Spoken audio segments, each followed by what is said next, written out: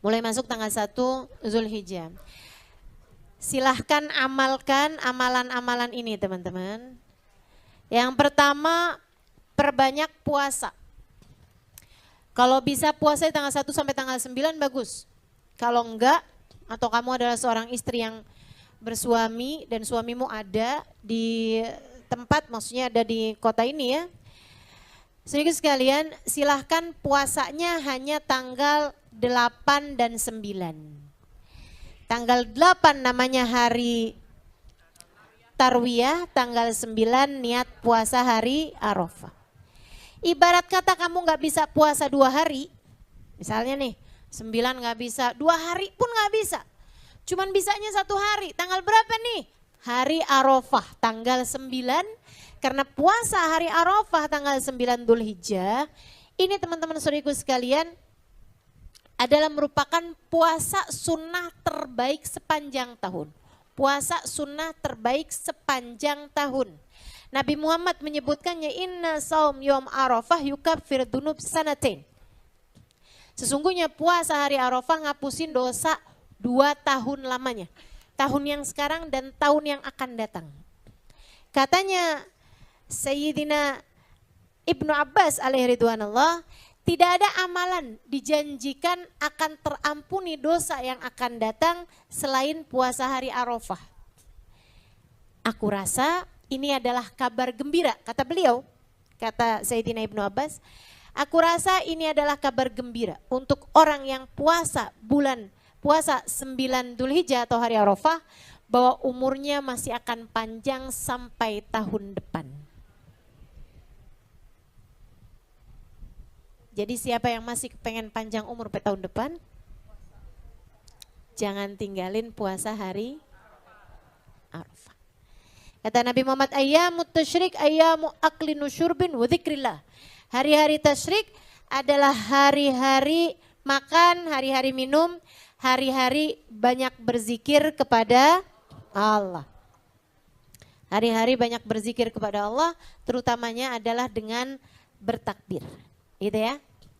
Baik, itu adalah tentang puasanya. Kemudian yang kedua, perbanyak berzikir. Zikiran yang paling afdol untuk kamu baca adalah membaca la ilaha illallah. Itu zikiran paling afdol untuk kita perbanyak membacanya pada hari-hari ini. Dari hari tanggal 1 Dzulhijjah sampai ke hari tasyrik. Ya, sampai ke hari tasyrik atau sampai ke tanggal 10. Nah, habis tanggal 10, mulai tanggal 10, 11, 12, 13, zikiran yang paling afdol adalah bertakbir. Dari 1 sampai 10, zikiran paling afdolnya adalah baca la ilaha illallah.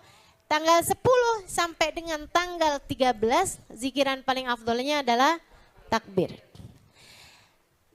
Kapan zikiran la ilaha illallah itu dibaca? Pokoknya hari-hari baca aja. La ilaha illallah, la ilaha illallah, la ilaha illallah, la ilaha illallah. Mau lengkap la ilaha illallah, daula syarikalah. Lahul mulku wa lahul hamdu wa yumiitu wa huwa ala kulli syai'in qadir. La ilaha illallah, daula syarikalah. Terutamanya tanggal 9.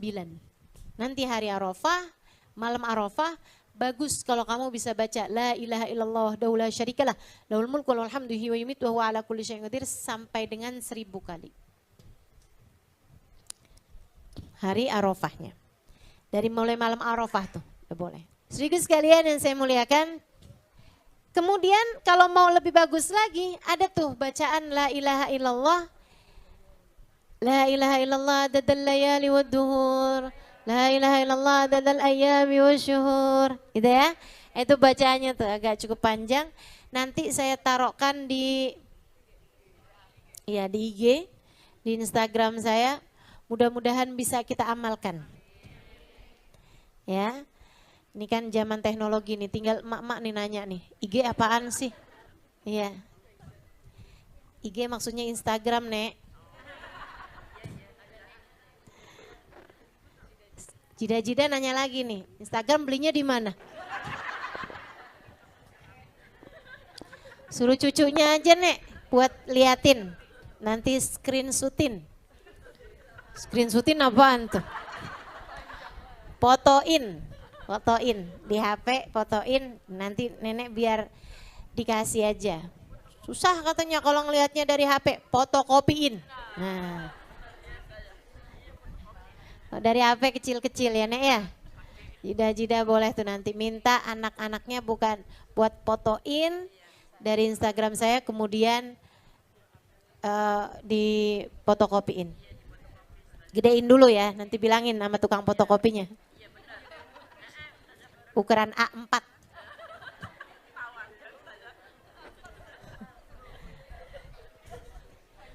Dibaca 10 kali selama 10 hari dari tanggal 1 sampai dengan tanggal 10 Dzulhijjah. Kemudian teman-teman sekalian, mulai asar hari Arafah. Ada yang bilang subuh hari Arafah. Habis sholat, tiap habis sholat baca takbir. Pokoknya begitu habis selesai salam sholat. Sampai 3 hari tasyrik, jadi lama nih. Ada yang bilang dari asar hari Arafah, ada ulama yang bilang dari asar Arafah, ada yang bilang dari subuh hari Arafah. Jadi itu dari tanggal 9, 10, 11, 12, 13. Sampai asar hari tasyrik. Setiap habis selesai sholat fardu, Assalamualaikum warahmatullahi, Assalamualaikum warahmatullahi, langsung takbiran dulu sebelum baca zikir yang lain. Takbirannya, Allahu Akbar, Allahu Akbar, Allahu Akbar.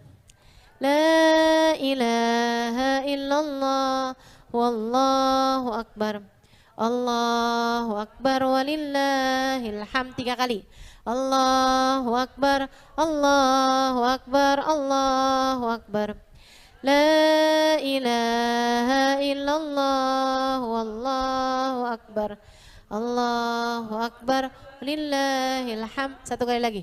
Allahu Akbar, Allahu Akbar. La ilaha illallah wallahu akbar.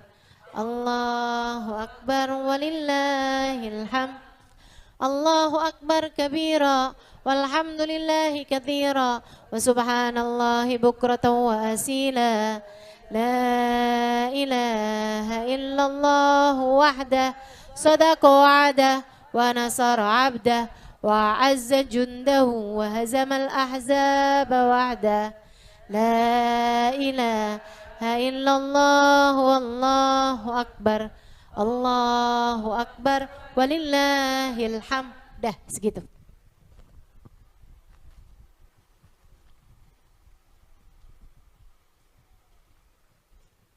Segitu dibaca. Habis itu baru astagfirullah, astagfirullah, astagfirullah. Lanjutkan doa-doanya. Seperti biasanya. Hafal ya insyaallah ya. Dibaca dari sejak hari Arafah, habis asar ataupun habis subuh. Dari itu sampai ke asar hari terakhir tasyrik. Hari ke-13, tanggal 13 dari bulan Dzulhijjah. Sehingga sekalian yang saya muliakan, selain daripada itu apalagi? Hari Arafah. Ya, selain daripada puasa, silahkan baca surat Al-Ikhlas 1000 kali. Bacanya hari Arafah, jadi habis subuh tuh. Sebab kalau malam namanya bukan hari, namanya malam. Nah kalau ini hari Arafah. Baca surat Al-Ikhlas dari pagi hari itu hari Arafah, sampai dengan 1000 kali. Usahakan selesai sebelum asar. Habis asar hari Arafah, banyaklah berdoa, gitu ya. Sisakan kalau mau Al-Ikhlasnya 10 kali gitu. Kemudian la ilaha illallah daula syarikalah yang udah dibaca dari tadi malam tuh, sisain juga 10 kali gitu.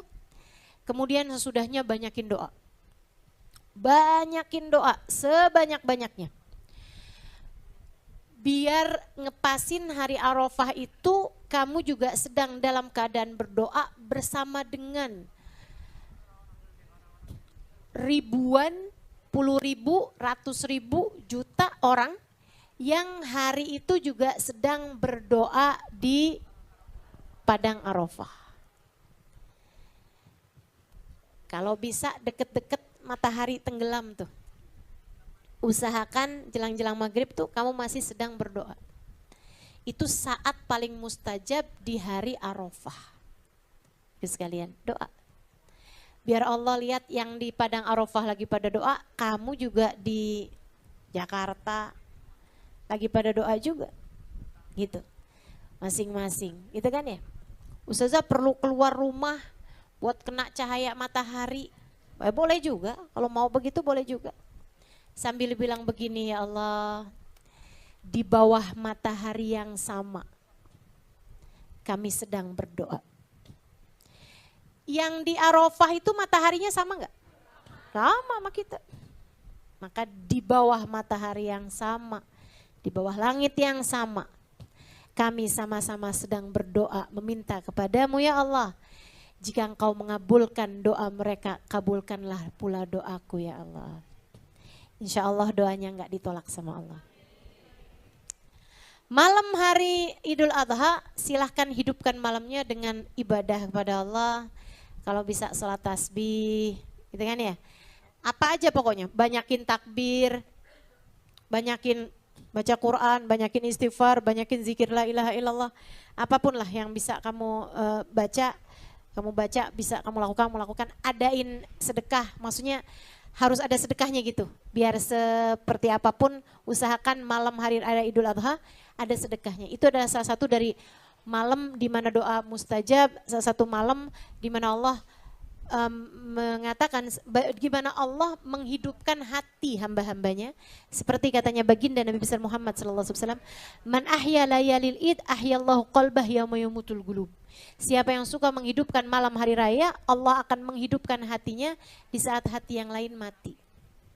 Guru saya Habib Umar bin Hafid mengatakan, hati yang lain mati itu kapan? Banyak hati mati itu kapan? Yaitu pada saat sakaratul maut.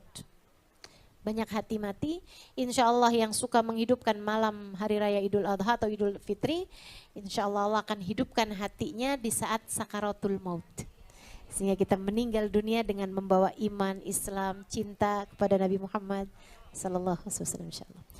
Kemudian teman-teman, pagi hari itu kita disunnahkan mandi hari raya.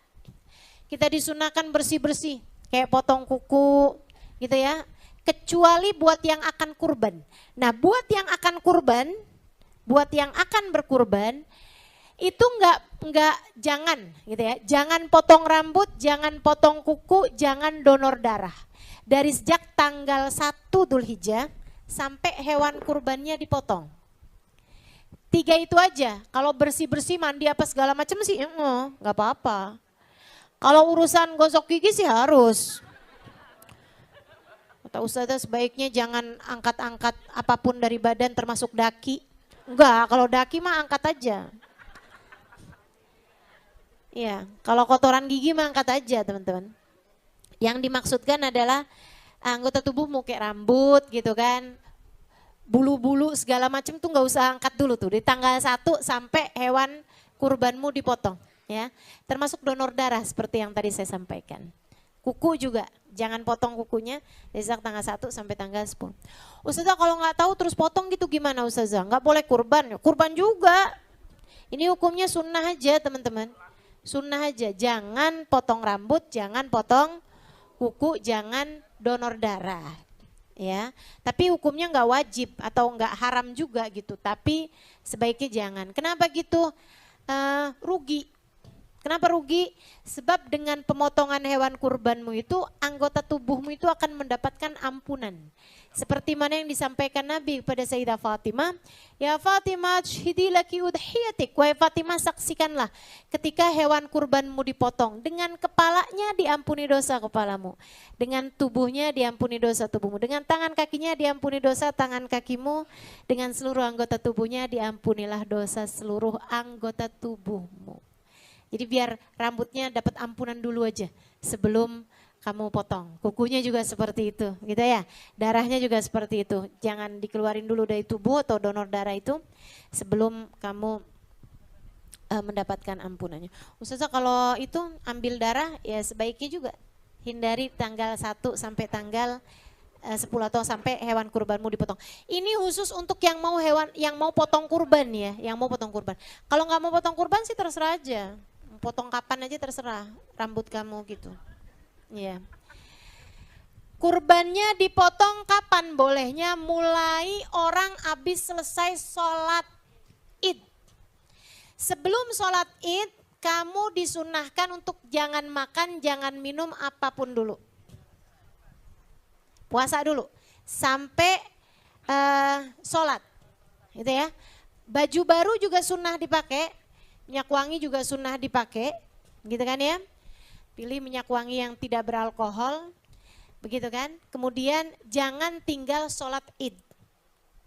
Teman-teman jangan tinggal sholat Id. Sholat Id adalah, sholat Idul Adha adalah sholat sunnah terbaik sepanjang tahun. Sholat sunnah terbaik sepanjang tahun. Jangan bandingin sama fardu. Ntar ada orang subuh kagak, sholat Id iya. Sholat subuh wajib gitu ya, itu nggak pakai tawar-tawaran. Nah sholat Id ini jangan ditinggalkan karena dia adalah sholat sunnah terbaik sepanjang tahun. Gitu ya, tahu kan cara sholatnya. Nah kemudian habis selesai sholat, potonglah hewan kurbanmu. Kalau enggak hari itu masih bisa besok, kalau enggak besoknya masih bisa besoknya, kalau enggak besoknya masih bisa besoknya lagi. Selesai dengan maghrib hari terakhir tasyrik. Tapi usahakan enggak sampai asar. Usahakan sebelum asar itu udah dipotong untuk tanggal 13. Tapi kalau untuk sebelum itu, maksudnya masih tanggal 10, 11, 12, mau potong malam juga enggak apa-apa. Potong habis asar, potong habis subuh, kapan aja waktunya kamu potong boleh aja. Unta atau sapi atau kambing. Udah nggak boleh turun ke ayam tuh. Meskipun ada pendapat dari Sayyidina Ibnu Abbas mengambil dari hadisnya Nabi Muhammad kepada Sayyidina Bilal. Di mana Sayyidina Bilal kurbannya ayam. Nabi nanyain, kamu kurban apa Abu Bakar? Unta Rasul, kamu unta Rasul, kamu kambing Rasul. Nabi nanya nih sahabat, kena Bilal, kamu Bilal, ayam Rasul. Nabi senyum gitu, Nabi senyum kayak lucu aja gitu. Tapi Nabi tidak melarang. Dari itu Sayyidina Ibnu Abbas berpendapat bahwa ayam tuh boleh loh. Gitu. Tapi pendapat ini bertentangan dengan pendapat ijma'ul ulama. Mayoritasnya ulama nggak ada ayam. Jadi teman-teman jangan kurban ayam dengan berpendapat kata Ustazah Halimah. Repot. Jangan ya, jangan.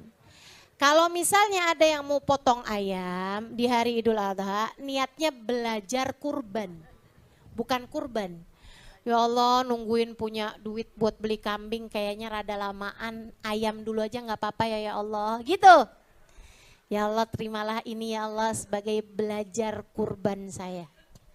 Potong ayam, tapi jangan dititip di masjid. Tiba-tiba banyak ayam di masjid. Kata Ustazah Halimah boleh loh, jangan gitu ya. Ntar saya disalahin ulama-ulama se-Jakarta nih, jangan. Gitu, jadi gitu teman-teman, potong aja di rumah dan saran saya kalau potongnya ayam, masak. Bagiin berupa opor, biar orang gak bingung. Nerima daging kok tiba-tiba putih ya ini, apa ini ya? Gitu ya. Kalau kambing bagusnya dibagi mentah. Dan semua hewan kurban bagusnya dibagi mentah, berbeda dengan akikah. Kalau akikah bagusnya dibagi matang. Ustazah katanya orang kalau belum akikah nggak boleh kurban. Boleh aja, boleh aja. Bagusan mana Ustazah? Kurban apa akikah? Semuanya sama-sama bagus.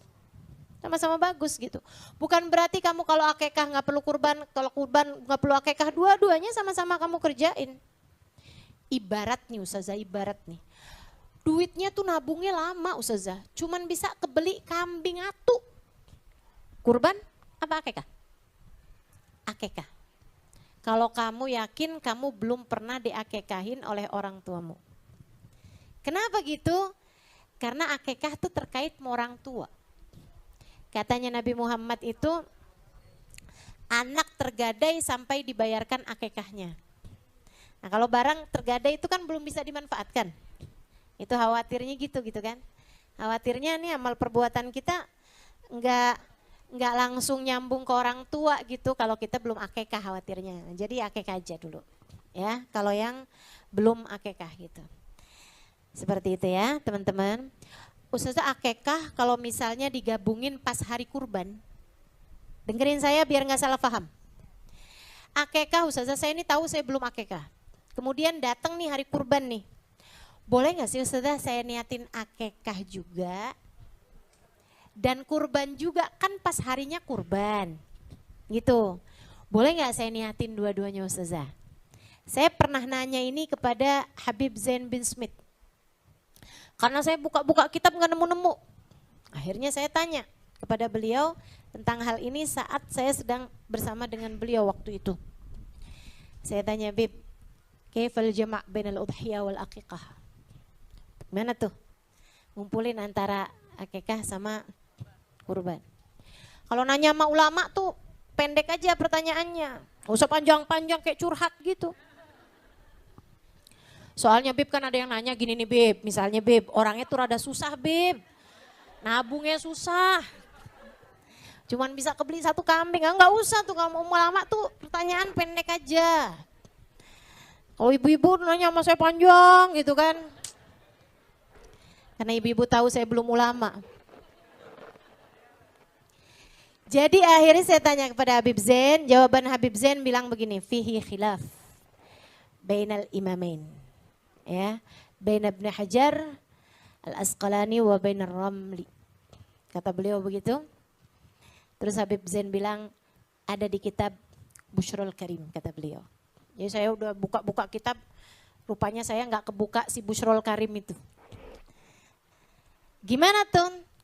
Ada perbedaan antara dua imam besar pada masa tersebut ya. Jadi ada yang mengatakan boleh, ada yang mengatakan nggak boleh. Nah gimana nih kalau buat orang di zaman kita sekarang? Jadi gini, terhadap hilaf-hilaf tuh kayak gini nih teman-teman. Kalau kamu adalah orang yang mampu buat akekah, entar lagi datang kurban, mampu lagi buat kurban, ya ngapain dikumpul-kumpulin? Itu namanya pelit. Akekah, kurban. Jangan kamu lahirin anak deket-deket Idul Adha, ya udah gampang ntar akekahnya sekalian. Jangan. Itu masing-masing aja. Khurujan minal khilaf, biar kamu keluar dari khilafiyah ulama yang mengatakan nggak sah kalau dikumpul-kumpulin. Gitu. Tapi kalau kamu seperti orang yang tadi udah saya sampaikan, nabungnya rada susah, ya kan? Ekonominya terbatas, udah nabung susah banget nih, baru bisa nih kekumpul, bisa buat beli satu kambing, saya belum diakekah juga, ini kebetulan deket waktunya kurban, apa saya niatkan? Niat dua-duanya, Allah Maha Karim, Allah Maha Rahim, insya Allah kamu selesai dari urusan akekah dan juga kamu terbayarkan atau kamu pun juga terhitung berpahala kurban. Gitu ya, jelas ya? Baik. Itu aja yang bisa saya sampaikan. Mudah-mudahan amalannya udah semua kayaknya ini urusannya. Oh iya, Ustazah daging kurban itu gimana Ustazah? Boleh sunnah dibagikan kepada orang fakir miskin. Tapi boleh juga dibagikan kepada siapapun. Orang kaya, bahkan orang non muslim sekalipun. Sunnahnya dibagi mentah, teman-teman. Sunnahnya dibagi mentah, kalau akekah sunnahnya dibagi matang. Begitu kan ya. Kemudian harus dibagi, nih dengerin saya. Harus dibagi sebelum tanggal 13 Dzulhijjah. Semuanya harus dibagi sebelum tanggal 13 Dzulhijjah. Sebelum matahari terbenam tanggal 13 Dzulhijjah. Makanya saya bilang tadi sebaiknya potongnya itu sebelum asar. Biar kalau kamu potong sebelum asar hari terakhir tasyrik ya. Hari terakhir tasyrik, kamu udah selesai baginya di saat matahari terbenam. Sebab kalau belum, nah itu takutnya jatuhnya itu udah keluar dari waktunya. Karenanya enggak sah ada ceritanya kurbannya dibagi entar-entaran. Beda dengan misalnya kita kasih sama tetangga kita lagi keluar kota terus dia bilang simpenin dulu aja di kulkasmu. Nah itu enggak apa-apa, itu enggak apa-apa. Sehingga sekalian saya muliakan, yang nggak boleh itu saya pernah lihat nih iklannya. Makanya saya sampaikan, saya peringatkan ya kepada semuanya nih. Gini nih, saya pernah lihat iklan gini. kurbanmu dibagi sepanjang tahun kepada korban bencana alam. Jadi ternyata daging kurbannya itu dikornetin, dijadiin daging kalengan yang akan dibagikan kepada orang-orang yang terkena bencana alam sepanjang tahun. Itu nggak jadi kurban, itu jatuhnya cuman sedekah dan bukan itu kurban yang dimaksudkan Allah dengan firman-Nya fasholli lirabbika wanhar. Wanhar itu harus yaumun nahr. Yaumun nahr itu hari raya kurban. Jatuhnya tanggal 10, 11, 12, 13. Jangan tawar-tawaran sama syariat Allah dan jangan sok-sokan kreatif sama syariat Allah. Pikir-pikir sendiri dia ya. Ayo dah, udah jelas insya Allah ya. Ustazah boleh makan gak sih kalau kita kurban? Boleh. Dengan syarat kurbannya bukan kurban wajib. Jelas? Kalau kamu kurbannya kurban sunnah, kamu boleh makan dari daging kurbannya bahkan sunnah. Tapi ngambilnya jangan lebih dari 1/3. Ada orang kurban buat dia semua. Itu namanya bukan kurban. Iya, bagi, ambil buat diri sendiri, jangan lebih dari 1/3 ekor, gitu kan? Kamu ambil atinya, yang paling bagus kamu ambil atinya, sisanya boleh juga kamu ambil pahanya, gitu kan? Paha depan atau paha belakang? Paha belakang lah, paha depan namanya tangan.